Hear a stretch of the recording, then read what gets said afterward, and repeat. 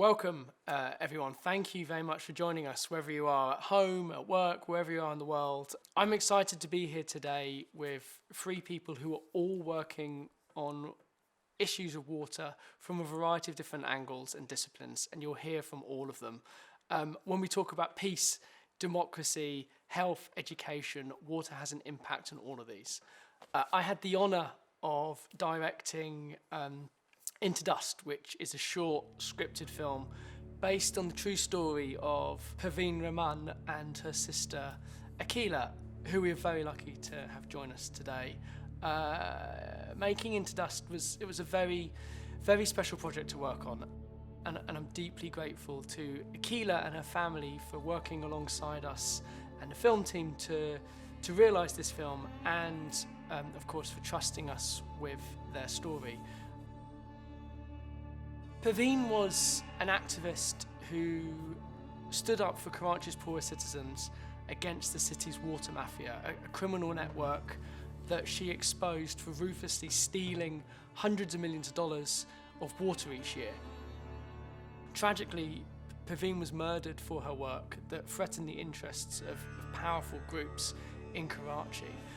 While the film documents a local story of water theft and its consequences, the water crisis is very much a global crisis. And the film, in some ways, is a window into discussing the issue of water and solutions to try and fix water scarcity.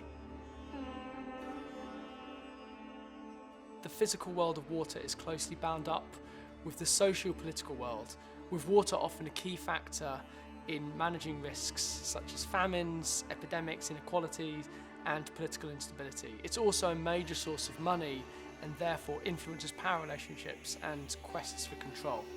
Although governments have the mandate to provide necessary public water services, 1 in 3 people do not have access to safe drinking water, and 2 out of 5 people do not have basic hand washing facility with soap and water, which at the moment in the pandemic we're in, that's especially problematic. You know, our purpose here is really to create a better world than we inherited it. Today, Grundfos is the world's largest pump manufacturer, but it's actually owned by a foundation. And that foundation, my grandfather established basically to secure and make sure that Grundfos would basically sustain itself and continue with the best interest in society going forward. It celebrates and applauds the people that dare to stand out and make a difference. So, you know, after Perween wrote that report on which actually led to exposing the water mafia, I mean, she meticulously documented what was going on. I mean, she could pinpoint where the water was stolen from and how much was being stolen and who was behind it. She had upended a huge empire of water theft, and the water that was being stolen was not given to domestic consumers. It was being given to big industrialists.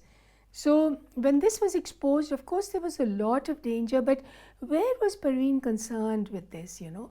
She says, look, why would anybody want to hurt me? Nobody knows me in Karachi, you know, but everybody knew her. Everybody knew her. The people who killed her knew her, the people who benefited knew her. So I think her exposure created this whole conversation around why is water being inequitably distributed. So there are 2 things that are driving the global water crisis. The first is population growth. So we have a lot of people, which means more mouths to feed, more food to produce. We need more jobs. We need more energy. The second big driver, in a sense, behind this water problem is climate change. So very simply, what that means is because you have a rise in average global temperatures, you have glaciers that are melting faster than they should, sea levels that are rising. What that basically means is it affects patterns of rainfall. So what's happening globally is we're experiencing longer, drier spells, also called droughts, and shorter periods of more intense rainfall. So what the combination of population growth and climate change has done, essentially, is it's led to a point where water is not available in the quantities that we need it, It's not available in the quality that we need it to be. And it's not available often at the time that we need it to be, more importantly. So we need better data. What does economics do for us? Economics is the science of trade-offs. So because the situation is here to stay, we're going to have to make some tough trade-offs. So what are the trade-offs that we as a society are willing to make that we can live with? How do we balance efficiency with distribution, equity, and justice? These are the sorts of questions that economics as a discipline can answer. The three of you are all sort of, your worlds are surrounded with dealing and talking about water and fixing problems on the ground. I guess I'm an outsider. And I'm becoming an insider because of this project. You know, I've always believed that film can be an effective medium for inspiring change for a few reasons. I guess firstly, in the way it can build an empathy bridge between people from different parts of the world, in the way it can communicate a complicated issue in a short amount of time and in an emotionally engaging way. And finally, in a way it can expose a problem or a situation that has been hidden from a mass audience. And I suppose that's where I'd like to think our film can play a role. The way that Perween and now with Aquila forefronting OPP and what they do is a fantastic example of an engagement and what can really happen. And I was truly inspired by both of you to hear your stories. Perween used to always say that yes, there are many problems in the world. There are people all over the world who, although faced with such great odds, odds that we would probably succumb to, but they still continue to persevere. And there is one other point that I want to make about Perween, which gives us so much hope, and that is that she believed in the power of women. She believed in that completely, because she said, okay, when I work with a man and I teach him something, when I train him to do something, and when I build an organization with them, they do it to attain power. But when I do it with women, they do it to better their communities.